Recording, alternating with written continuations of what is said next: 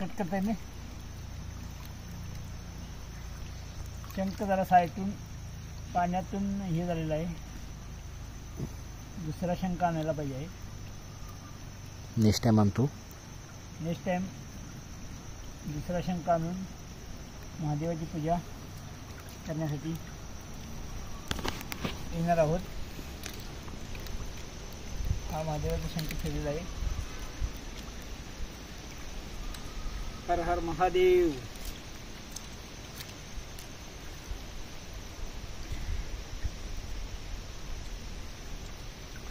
हा बघा पाण्याचा उगम जसा आहे डोंगरामधून तसा प्रत्येक शेतकऱ्यांसाठी पण हा उपयुक्त आहे. शेतकऱ्यांसाठी घरामध्ये पिण्यासाठी पाणी याचा वापर करू शकताय.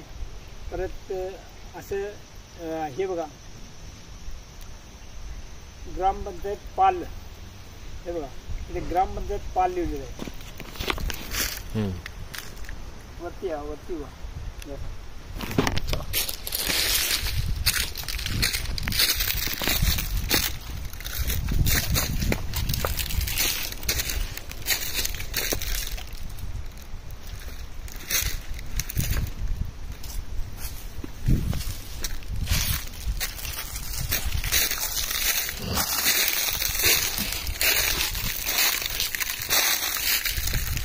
हा पहा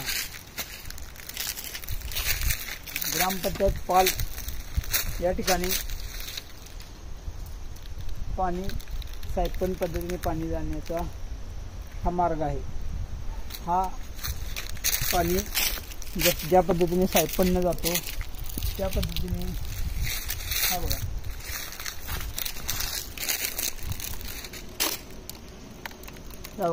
वरून झरा आलेला आहे. ह्या साईडून झरा आलेला आहे. प्रत्येक झऱ्यामध्ये पाणी साचवून याचा पाल ग्रामपंचायत इथे लिहिलेला आहे.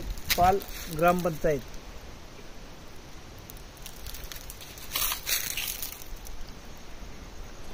एवढं पसट झालेलं आहे, बुजलेलं आहे. अशा पद्धतीने प्रत्येक क्षेत्रामधून आपल्या गावासाठी म्हणा उपयुक्त ठरेल. हा पाणी शुद्ध पाणी राहील. त्यामुळे माणसांना कोणती रोगराई राहणार नाही, कोणतं केमिकल येणार नाही. अशा पद्धतीने पाण्याचा वापर पिण्यासाठी घेतल्यास उपयुक्त ठरेल असे मला वाटते. आणि ह्या पद्धतीने शेतकरी म्हणा सायपन पद्धतीने पाणी आणल्यानंतर ऊस पीक, सोयाबीन, ऊस, पावसाचा काळ कमी आल्यानंतर त्या पाण्याचा आपण वापर अशा पद्धतीने करू शकतो. आपल्या शेतामध्ये जिथे वस्ती असेल त्या ठिकाणी असा या प्रकारे आपण शोध लावून पाणी आणण्याचा प्रयत्न करणे हेच महत्त्वाचं ठरेल. प्रत्येक गावांना ही माझी एक अपेक्षा आहे की प्रत्येक गावात ही संकल्पना आपण राबवावी. आपल्या ज्या ठिकाणी डोंगर भाग आहे त्या ठिकाणी तरी निश्चित राबवावी अशी माझी मागणी आहे. प्रत्येक गाव ग्रामपंचायत म्हणा अशी शुद्ध पाणी याचा वापर केल्यामुळे रोगराई राहणार नाही. रोगराई म्हणा कुठलाही आजारमुक्त होईल असं मला वाटते. असं प्रत्येक शेतकऱ्यांनी म्हणा ग्रामपंचायतांनी म्हणा आपल्या गावामध्ये प्रत्येक गावामध्ये ठिकाणी झऱ्याचा शोध लावून पूर्वीपास झरे हे आहेतच. प्रत्येकाच्या गावाच्या आजूबाजूस जंगलामध्ये पाण्याचे झरे हे आहेत. त्या झऱ्यातून पाणी मार्ग काढून गावासाठी पाणी म्हणा शेतासाठी पाणी म्हणा याचा वापर प्रत्येक शेतकऱ्यांनी केल्यास विजेची बचत होईल. पुरेपूर विजेची बचत होणार. त्यामुळे ह्या असा शोध लावावा की शेतकऱ्यांना उपयुक्त ठरेल. त्यामुळे शेतकरी कृषीप्रधान आहे. आपला हा भारत देश आहे, हा कृषीप्रधान देश आहे. त्यामुळे प्रत्येक शेतकऱ्यांनी अशी संकल्पना मनामध्ये आली तर आपलं भाग्य ठरेल असं मला वाटते.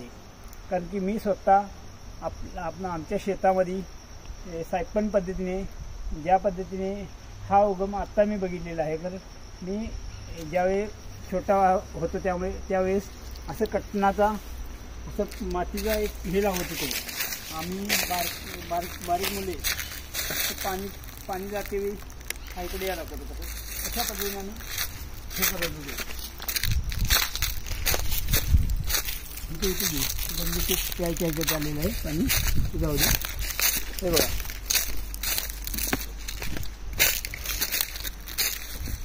हा बघा, हा असा बंधारा बनवल्यावर हा बंधारा म्हणायचा आपण. आणि असा बंधारा लावत होतो बारका असतेवेळी. आणि त्यामधून एक असं नळी म्हणून एक टाकत होतो असं आतमधून. आणि हा नळी हा बंधारा बनल्यानंतर हा नळीचा वापर पाणी खाली जाण्यासाठी आपण करत होतो. पाणी साठवायचं आणि ह्यातून पाणी दुसऱ्या मार्गाने इथं शेती करून शेतीचा मार्ग दाखवत होतो. आणि शेतीच्या मार्गामध्ये पाणी घेतल्याचा लहानपणीचा हा खेळ खेळत होतो आपण. त्यामुळे माझ्या लक्षात आलं की पण या पद्धतीने शेती केली पाहिजे. आपल्याला कुठला तरी फायदा व्हायला पाहिजे. बिना मोटर बिना लाईट सायपन पद्धतीने शेती करणे हा एक माझी संकल्पना आहे. मी कुणाला विचारून करलेलं नाही. माझ्या मनामध्ये आले की पाईप आणावी, आपण बारीक एक पाईप आणावी चाबीची. त्यानंतर माझ्या मनामध्ये आलं की मी जरा जसा मोठा होत जाईल तसं माझ्या एक मनामध्ये माझ्या संकल्पना निवडली मी. आणि त्या टायमात मी काय केले की बारीक चावीच्या पाईपा आणल्या, एक 5 पाईपा आणल्या. ते बक्षीस मिळालेलं होतं मला. त्या बक्षीसमधनं मी एक 5 पाईपा घेऊन आलो. 5 पाईपा आणल्यानंतर रानामध्ये वताळामध्ये असं कटण लावले. कटाणामधून औषध मारण्यासाठी शेतीमध्ये पाणी नेण्यासाठी पहिल्यांदा मी वापर केला त्या पाण्याचा. त्यानंतर रोज एक सरी भिजायला लागली. त्यामुळे सरी भिजायला लागल्यानंतर पाणी पाजणे, मोटरचं लाईट नसणे, इंजिन नसणे याचा काय वापर आम्हाला पहिल्यांदा करायला लागला नाही. त्यामुळे मी खूप प्रयत्न केला. आता इथं शेततळी बनवली पाहिजे असं माझ्या एक मनामध्ये संकल्पना आली. त्यावेळेस मी काय केलं, एक 40 बाय 40 शेततळी स्वखर्चातून मारण्याचा एक निर्णय घेतला. आणि आम्ही शेततळी पूर्ण केली. 2014 साली आम्ही शेततळी पूर्ण केली. आणि त्या शेततळीचा वापर आम्ही सायपन पद्धतीने पाणी पाजणे यासाठी आम्ही वापर करून त्या शेतीचा पुरेपूर वापर केला. आणि आता आम्ही किती वर्ष झाली तुम्ही ट्राय केलाय ते शेतामध्ये? 2014 माझी संकल्पना 2005 पासून छोटा असल्यापासून ते होती. कारण आपल्याकडे पैसे नसल्यामुळे एवढा खर्च येणार, मशीन लागणार, JCB लागणार, त्याचा खर्च कोण घालायचा. आपल्याकडे तेवढा पैसा नसल्यामुळे आपण काय केलो, थोडे दिवस कामाला गेलो दुसऱ्यांच्या शेतामध्ये. थोड्या दिवसानंतर मित्राला बोलवलं कामासाठी. मग त्यांच्यामध्ये गेल्यानंतर मग आमच्यामध्ये आले, आमच्या घरामध्ये शेतामध्ये. त्यानंतर आम्ही थोडासा खड्डा एक मारून घेतला. त्या खड्ड्यातून वताळा जसं ह्या प्रकारे पाणी असते ना साठवून ठेवले. त्यातून पाणी टाकून इकडे घेतली वताळमध्ये. तिथे खड्डा मारला असा 40 आधी छोटासा खड्डा मारला होता. छोटा म्हणजे किती, एक 5 बाय 5 छोटासा खड्डा मारला तर दगडाचा हे लागला वॉल ते घालण्यासाठी. नंतर ते तुम्ही केल्यानंतर तुमचं बचत किती झाली? बचत 2014 पासून मोठी शेततळी 40 बाय 40 मारली. त्यानंतर बरं 2014 पासून आज कालपर्यंत 2014 नंतर आज कालपर्यंत 1 रुपये सुद्धा त्या पाण्याचा वापर आम्ही परिपूर्ण करत आहे. 24 तास पाणी आहे. कारण आम्ही काय करत आहोत, म्हणजे लाईटची काही तक्रार नाही, लाईट बेट का लागतच नाही. कारण की या पाण्याचा आपण म्हणजे तुम्ही तुमच्या मनानुसार कधी पण पाणी जसं कृत्रिम पाऊस कसा पडतो तसं कृत्रिम पाणी म्हणा एक प्रकारे. 6 महिने जसा पाऊस पडतो तसा 12 महिने म्हणजे तुम्हाला ज्या टाइम पाहिजे त्या टाइम तुम्ही मनानुसार पाणी पाजू शकताय. होय, तुमच्या वेळेनुसार. होय, बरोबर. म्हणजे कुठं बाहेर जायची अडचण नाही. होय. तुम्ही तुमचं काम करून पण येऊन पाणी पाजू शकता.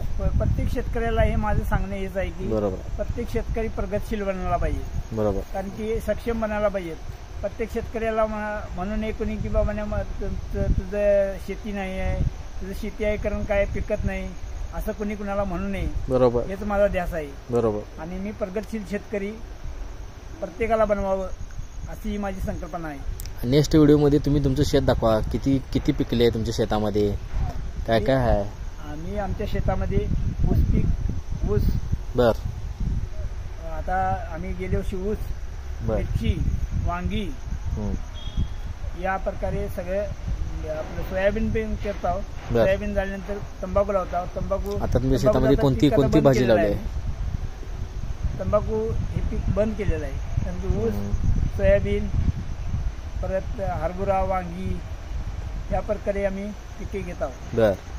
त्यामुळे पण प्रगतशील शेतकरी आता प्रत्येकाला बनवू हेच आपला ध्यास आहे. बरोबर.